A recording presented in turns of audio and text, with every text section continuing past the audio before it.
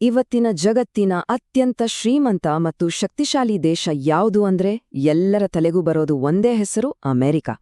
ಆದರೆ ಅಮೆರಿಕ ಈ ನಂಬರ್ 1 ಸ್ಥಾನಕ್ಕೆ ಬಂದಿದ್ದು ಅದು ನಿಜಕ್ಕೂ ಒಂದು ಅಚ್ಚರಿಯದ ಕಥೆ. ಯಾಕಂದ್ರೆ ಉತ್ತರ ಅಮೆರಿಕವನ್ನ ಕಂಡುಹಿಡಿದ 100 ವರ್ಷಗಳ ಕಾಲ ಯಾರೂ ಅದನ್ನ ಅಷ್ಟಾಗಿ ಗಂಭೀರವಾಗಿ ಪರಿಗಣಿಸಿರಲಿಲ್ಲ. ಹಾಗಾದ್ರೆ ಒಂದು ಕಾಲದಲ್ಲಿ ಯಾರೂ ಅಷ್ಟಾಗಿ ತಲೆಕೆಡ್ಸ್ಕೊಳ್ದಿದ್ದ ಒಂದು ಭೂಮಿ ಜಗತ್ತಿನ ಸೂಪರ್ ಪವರ್ ಆಗಿ ಬೆಳೆದದ್ದು ಹೇಗೆ? ಬನ್ನಿ, ಈ ಇಂಟ್ರೆಸ್ಟಿಂಗ್ ಕಥೆಯನ್ನ ಇವತ್ತು ತಿಳಿದುಕೊಳ್ಳೋಣ. ಈ ಕಥೆ ಶುರುವಾಗೋದೇ ಒಂದು ಆಕಸ್ಮಿಕದಿಂದ. ಕ್ರಿಸ್ಟೋಫರ್ ಕೊಲಂಬಸ್ ಅಂತೂ ಏಷ್ಯಾಕ್ಕೆ ದಾರಿ ಹುರುಕೊಂಡು ಹೊರಟಿದ್ದ. ಆದ್ರೆ ಹೋಗಿ ತಲುಪಿದ್ದು ಅಮೆರಿಕ ಖಂಡವನ್ನ. ಅಷ್ಟೇ ಅಲ್ಲ, ಆ ಸಮಯದಲ್ಲಿ ಸ್ಪೇನ್ನವರು ದಕ್ಷಿಣ ಅಮೆರಿಕದ ಚಿನ್ನ, ಬೆಳ್ಳಿಯ ಮೇಲೆ ಕಣ್ಣಿಟ್ಟಿದ್ರು. ಅವರಿಗೆ ಉತ್ತರ ಅಮೆರಿಕದ ಕಡೆ ಅಷ್ಟೇನೂ ಆಸಕ್ತಿ ಇರ್ಲೇ ಇಲ್ಲ. ಹೀಗೆ ಅಮೆರಿಕದ ಕಥೆ ಒಂದು ರೀತಿ ಅನಿರೀಕ್ಷಿತವಾಗಿಯೇ ಶುರುವಾಯಿತು. ಇದು ಹೊಸಹತ್ತುಶಾಹಿ ಕಾಲ. ದೊಡ್ಡ ದೊಡ್ಡ ಸಾಮ್ರಾಜ್ಯಗಳು ಜಿದ್ದಿಗೆ ಬಿದ್ದಿದ್ದ ಸಮಯ. ಒಂದು ಕಡೆ ಸ್ಪೇನ್ ದಕ್ಷಿಣವನ್ನ ತನ್ನ ಹಿಡಿತದಲ್ಲಿ ಇಟ್ಟುಕೊಂಡಿದ್ರೆ, ಇನ್ನೊಂದು ಕಡೆ ಇಂಗ್ಲೆಂಡ್ ಮತ್ತು ಫ್ರಾನ್ಸ್ ಉತ್ತರ ಅಮೆರಿಕದ ಮೇಲೆ ಕಣ್ಣು ಹಾಕಿದ್ವು. ನಂದು ನಂದು ಅಂತ ಜಾಗ ಹಿಡಿಯಕ್ ಶುರು ಮಾಡಿದ್ವು. ಸಹಜವಾಗಿಯೇ ಇದು ಮುಂದೊಂದು ದೊಡ್ಡ ಸಂಘರ್ಷಕ್ಕೆ ಕಾರಣವಾಗೇ ಆಗ್ತಿತ್ತು.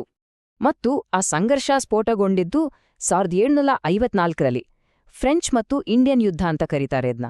ಇಲ್ಲಿ ಉತ್ತರ ಅಮೆರಿಕದ ಬಾಸ್ ಯಾರು ಅಂತ ನಿರ್ಧಾರ ಮಾಡಕ್ಕೆ ಬ್ರಿಟನ್ ಮತ್ತು ಫ್ರಾನ್ಸ್ ನೇರವಾಗಿ ಯುದ್ಧಕ್ಕೆ ಇಳಿದುವು. ಇದು ಒಂದು ದೊಡ್ಡ ಟರ್ನಿಂಗ್ ಪಾಯಿಂಟ್. ಆದ್ರೆ ಈ ಯುದ್ಧದಲ್ಲಿ ಒಂದು ದೊಡ್ಡ ಟ್ವಿಸ್ಟ್ ಇತ್ತು, ಅಂದ್ರೆ ಜನಸಂಖ್ಯೆ. ನೋಡಿ, ಫ್ರೆಂಚ್ ವಸಾಹತುಗಳಲ್ಲಿ ಇದ್ದಿದ್ದು ಕೇವಲ 60,000 ಜನ. ಆದ್ರೆ ಬ್ರಿಟಿಷ್ ವಸಾಹತುಗಳಲ್ಲೋ ಬರೋಬ್ಬರಿ 1 ಮಿಲಿಯನ್ಗಿಂತ ಹೆಚ್ಚು, ಅಂದ್ರೆ 10 ಲಕ್ಷಕ್ಕೂ ಹೆಚ್ಚು ಜನ. ಈ ದೊಡ್ಡ ಅಂತರವೇ ಯುದ್ಧದ ರಿಸಲ್ಟ್ ಏನು ಅಂತ ಬಹುತೇಕ ಹೇಳ್ಬಿಟ್ಟಿತ್ತು. ಅಂದುಕೊಂಡಂತೆಯೇ ಆಯ್ತು. ಬ್ರಿಟನ್ ಯುದ್ಧ ಗೆಲ್ತು. ಇದ್ರ ಪರಿಣಾಮ ಉತ್ತರ ಅಮೆರಿಕದ ನಕ್ಷೆಯ ಪೂರ್ತಿಯಾಗಿ ಬದಲಾಗಿ ಹೋಯಿತು. ಕೆನಡಾ, ಮಿಸಿಸಿಪ್ಪಿ ನದಿಯ ಪೂರ್ವ ಭಾಗದ ವಿಶಾಲವಾದ ಪ್ರದೇಶ ಎಲ್ಲವೂ ಬ್ರಿಟನ್ ವಶವಾಯಿತು. ಸರಿ, ಈಗ ಈ ಪ್ರದೇಶವೆಲ್ಲ ಬ್ರಿಟನ್ ಕೈಯಲ್ಲಿದೆ. ಹಾಗಾದ್ರೆ ಇದೇ ವಸಾಹತುಗಳು ಮುಂದೆ ತಮ್ಮದೇ ಆದ ಒಂದು ಸ್ವತಂತ್ರ ದೇಶವನ್ನ ಕಟ್ಟಿದ್ದು ಹೇಗೆ? ಆ ಕಥೆ ಇನ್ನೂ ಇಂಟ್ರೆಸ್ಟಿಂಗ್ ಆಗಿದೆ. ನೋಡಿ, ಯುದ್ಧ ಗೆದ್ದಾಯಿತು, ಆದರೆ ಬ್ರಿಟನ್ಗೆ ಸಿಕ್ಕಾಪಟ್ಟೆ ಖರ್ಚಾಗಿತ್ತು. ಆಗ ಅವರು ವಸಾಹತುಗಳ ಕಡೆ ತಿರುಗಿ, ನೋಡ್ರಪ್ಪ, ನಿಮ್ಗೋಸ್ಕರ ಇಷ್ಟೆಲ್ಲ ಖರ್ಚು ಮಾಡಿದೀವಿ, ಈಗ ನೀವು ಜಾಸ್ತಿ ಟ್ಯಾಕ್ಸ್ ಕಟ್ಟಬೇಕು ಅಂತ ಹೇಳಿದ್ರು. ಇದು ಅವರ ಲೆಕ್ಕಾಚಾರವಾಗಿತ್ತು. ಆದ್ರೆ ವಸಾಹತುಗಾರರು ಸುಮ್ನೆ ಕೂರ್ಲಿಲ್ಲ. ಏನ್ರೀ ಇದು, ನಮ್ಮನ್ನಾಳೋ ಸರ್ಕಾರದಲ್ಲಿ ನಮಗೆ ವೋಟ್ ಹಾಕೋ ಹಕ್ಕೇ ಇಲ್ಲ ಅಂದ್ಮೇಲೆ ನಾವ್ಯಾಕೆ ಟ್ಯಾಕ್ಸ್ ಕಟ್ಟಬೇಕು ಅಂತ ವಾದ ಶುರು ಮಾಡಿದ್ರು. ಪ್ರತಿನಿಧಿತ್ವವಿಲ್ಲದೆ ತೆರಿಗೆ ಇಲ್ಲ ಅನ್ನೋ ಆ ಘೋಷಣೆ ಇಡೀ ಅಮೆರಿಕನ್ ಕ್ರಾಂತಿಗೆ ಬೆಂಕಿ ಹಚ್ಚಿತು. ಸ್ವಾತಂತ್ರ್ಯ ಸಿಗೋದು ಒಂದು ಸವಾಲಾದ್ರೆ, ಒಂದು ದೇಶವನ್ನ ಕಟ್ಟಿ ನಿಲ್ಸೋದು ಅದಕ್ಕಿಂತ ದೊಡ್ಡ ಚಾಲೆಂಜ್. 1776ರಲ್ಲಿ ಸ್ವಾತಂತ್ರ್ಯ ಅಂತ ಘೋಷಣಿಸಿದ್ರು. ಆದ್ರೆ ಅವರ ಮೊದಲ ಸರ್ಕಾರ ಫೇಲ್ ಆಯಿತು.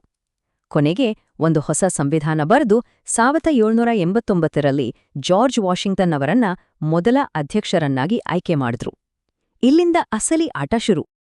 ಹೊಸ ರಾಷ್ಟ್ರ ಹುಟ್ಟಾಯಿತು. ಈಗ ಅದರ ಕಣ್ಣು ತನ್ನ ಗಡಿಗಳನ್ನ ವಿಸ್ತರಿಸುವುದರ ಮೇಲೆ ಇತ್ತು. ಇಡೀ ಖಂಡವನ್ನೇ ತಮ್ಮದಾಗಿಸಿಕೊಳ್ಳುವ ಒಂದು ದೊಡ್ಡ ಮಹತ್ವಾಕಾಂಕ್ಷೆಯ ಯುಗ ಶುರುವಾಯಿತು. ಸರಿಸುಮಾರು 1803ರ ಸಮಯ. ಯುರೋಪ್ನಲ್ಲಿ ನೆಪೋಲಿಯನ್ ಯುದ್ಧ ಮಾಡ್ತಿದ್ದ. ಅವನಿಗೆ ಸೈನ್ಯಕ್ಕೆ ದುಡ್ಡು ಬೇಕಾಗಿತ್ತು.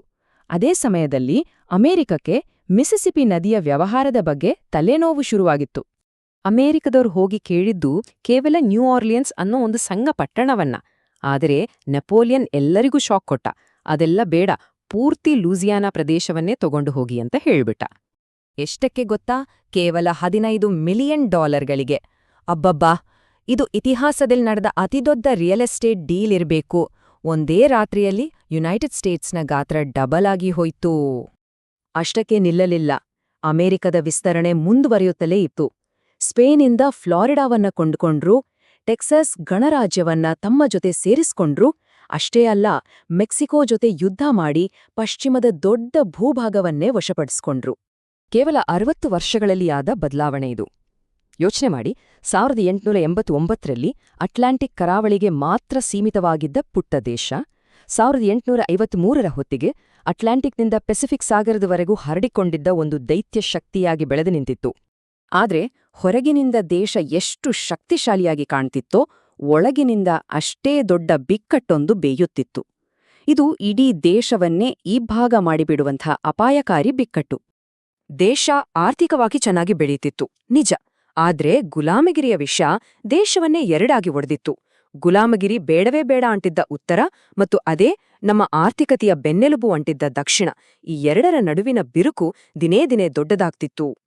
ಕೊನೆಗೆ 1860ರಲ್ಲಿ ಅಬ್ರಹಾಂ ಲಿಂಕನ್ ಅಧ್ಯಕ್ಷರಾಗಿ ಆಯ್ಕೆಯಾದಾಗ ಪರಿಸ್ಥಿತಿ ಕೈಮೀರಿ ಹೋಯಿತು.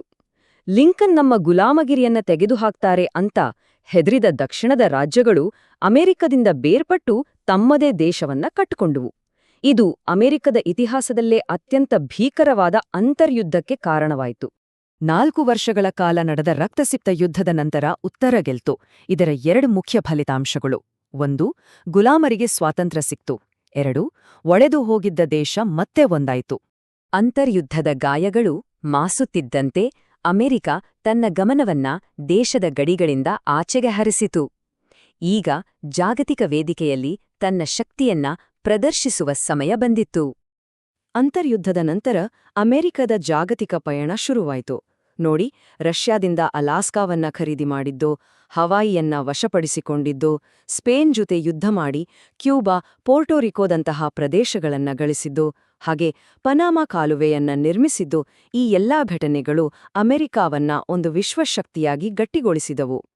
ಹೇಗೆ ಒಂದು ಕಾಲದಲ್ಲಿ ಯಾರೂ ಫಿರೆ ನೋಡದಿಂದ ಒಂದು ಭೂಮಿ ಈಗ ಜಗತ್ತಿನ ಅಧಿಪತಿಯಾಗಿ ನಿಂತಿತ್ತು. ಆದ್ರೆ ಈ ಅಪಾರ ಶಕ್ತಿಯನ್ನ ಅದು ಮುಂದೇನು ಮಾಡಲಿದೆ? ಈ ಶಕ್ತಿ ಜಗತ್ತಿಗೆ ಒಳ್ಳೆಯದನ್ನ ತರ್ತದೆಯಾ ಅಥವಾ ಕೆಟ್ಟದ್ದನ್ನೇ? ಇದು ಇವತ್ತಿಗೂ ಉತ್ತರ ಸಿಗದ ಒಂದು ದೊಡ್ಡ ಪ್ರಶ್ನೆ.